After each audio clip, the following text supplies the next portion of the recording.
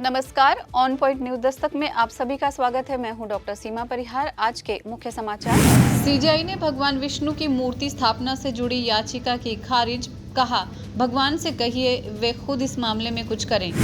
कुछ किसानों को जेल में बंद करो, सुप्रीम कोर्ट ने फार्मर्स के लिए कहा।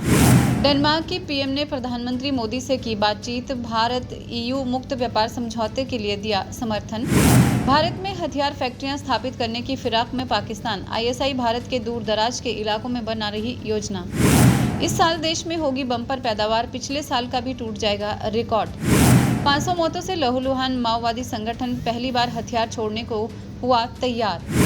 बांग्लादेश में दुर्गा पूजा से पहले ढाकेश्वरी मंदिर पहुंचे मोहम्मद यूनुस, हिंदू समुदाय को दी शुभकामनाएं। पाकिस्तान के सभी मुकाबलों से एंडी पिक्रॉफ्ट बाहर। यूएई के खिलाफ मैच से पहले लिया गया बड़ा एक्शन। व्यास सतलुज में रेत बजरी का बढ़ता बोझ तबाही का कारण, बढ़ गया नदियों का धरातल। और हिमाचल उत्तराखंड में बारिश बनी आफत, देहरादून में 18 की मौत। और अब समाचार विस्तार से। जनहित याचिका को प्रचार हित याचिका बताते हुए सुप्रीम कोर्ट ने खजुराहो में भगवान विष्णु की 7 फीट ऊंची मूर्ति की दोबारा स्थापना से जुड़ी याचिका रद्द कर दी है। सुनवाई के दौरान सीजेआई बीआर गवई ने याचिकाकर्ता से कहा कि वे भगवान से कहें कि वे खुद इस मामले में कुछ करें। याचिकाकर्ता के वकील ने कहा कि मूर्ति के सिर को नुकसान पहुंचाया गया है। दिल्ली एनसीआर में प्रदूषण का मुख्य कारण पराली जलाना है, जिस पर सुप्रीम कोर्ट ने सख्त रुख अपनाया है। कोर्ट ने कहा है कि कुछ किसानों को जेल भेजने से दूसरों को सबक मिलेगा और पराली जलाने की आदत पर लगाम लगेगी। चीफ जस्टिस ने सरकार से सवाल किया है कि सख्त कानूनी कदम क्यों नहीं उठाए जा रहे। पंजाब सरकार ने बताया कि पराली जलाने की घटनाएं अब पहले से कहीं ज्यादा कम हुई हैं। प्रधानमंत्री नरेंद्र मोदी ने डेनमार्क की पीएम मेट फ्रेडरिक्सन के साथ टेलीफोन पर बातचीत की, जिसमें दोनों नेताओं ने द्विपक्षीय संबंधों को मजबूत करने और क्षेत्रीय और वैश्विक महत्व के मुद्दों पर चर्चा की। डेनमार्क ने भारत ईयू मुक्त व्यापार समझौते के शीघ्र निष्कर्ष के लिए समर्थन व्यक्त किया है। नेताओं ने क्षेत्रीय और वैश्विक महत्व के मुद्दों पर भी चर्चा की। पाकिस्तानी खुफिया एजेंसी आईएसआई लोगों की नजरों से बचकर दूर दराज के इलाकों में गोला बारूद या बम और हथियार तैयार करने के लिए प्रोत्साहित कर रही है।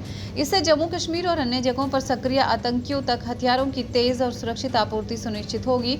ये बंगाल में वर्धमान मॉड्यूल की तर्ज पर है, जिसका 2014 में भारतीय एजेंसियों ने भंडाफोड़ किया था। केंद्र सरकार ने 2025-26 के लिए खाद्यान्न उत्पादन का लक्ष्य 36.25 करोड़ टन निर्धारित किया है, जो पिछले वर्ष से लगभग 2.1 करोड़ टन है। 2024-25 में उत्पादन 35.396 करोड़ टन रहा, जो 6.5% अधिक है। सरकार दलहन और तिलहन की उत्पादकता बढ़ाने पर ध्यान केंद्रित कर रही है। कृषि मंत्री शिवराज सिंह चौहान ने रबी अभियान 2025 में राज्यों के साथ मिलकर रणनीति बनाने पर जोर दिया है। सुरक्षा बलों की कार्रवाई से माओवादी संगठन की रीढ़ टूट गई है। पिछले 18 महीनों में 500 से अधिक माओवादी मारे गए हैं, जिनमें 13 केंद्रीय समिति स्तर के नेता शामिल हैं। लगभग 2000 कैडर और समर्थकों ने आत्मसमर्पण कर दिया है। संगठन ने पहली बार हथियार छोड़कर शांति वार्ता की पहल की है। गृह मंत्री ने पत्र की जांच के आदेश भी दिए हैं। उधर बांग्लादेश की अंतरिम सरकार के मुख्य सलाहकार मोहम्मद यूनुस ने दुर्गा पूजा की तैयारियों का जायजा लेने के लिए मंगलवार को ढाकेश्वरी राष्ट्रीय मंदिर का दौरा किया। इस दौरान उन्होंने अल्पसंख्यक हिंदू समुदाय के सदस्यों को शुभकामनाएं भी दी।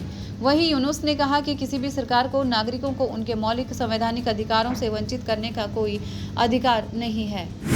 एशिया कप 2025 में मैच रेफरी एंडी पाइक्राफ्ट को पाकिस्तान क्रिकेट बोर्ड के दबाव के बाद पाकिस्तान और यूएई के मैच से हटाया गया है। एक न्यूज़ रिपोर्ट के अनुसार भारत पाकिस्तान मैच के बाद नो हैंडशेक विवाद के चलते पाइक्राफ्ट यूएई के खिलाफ मैच में अपनी भूमिका नहीं निभाते हुए नजर आएंगे। हालांकि अभी तक इसको लेकर कुछ ऑफिशियल स्टेटमेंट नहीं सामने आया है। हिमाचल प्रदेश में प्राकृतिक आपदा के मुख्य कारणों में से एक है नदियों में रेत और बजरी का जमा होना। ब्यास और सतलुज जैसी नदियों में हर साल 5 से 7 फीट तक रेत जमा हो रही है, जिससे नदियों का तल ऊपर उठ रहा है। नदियों में खनन विंग के अनुसार हर साल 8 लाख करोड़ टन खनिज जमा होता है। उत्तर भारत से मानसून की वापसी शुरू हो गई है, लेकिन यूपी बिहार में अभी भी बारिश का अलर्ट जारी है। पहाड़ी राज्यों में भारी तबाही मची है। हिमाचल उत्तराखंड में बारिश का तांडव जारी रहेगा। दिल्ली समेत मैदानी इलाकों में तेज बारिश होने की उम्मीद जताई गई है। दिल्ली एनसीआर में अगले 3 दिनों तक बारिश की संभावना है। वहीं यूपी में भी बारिश का ऑरेंज अलर्ट जारी हुआ है।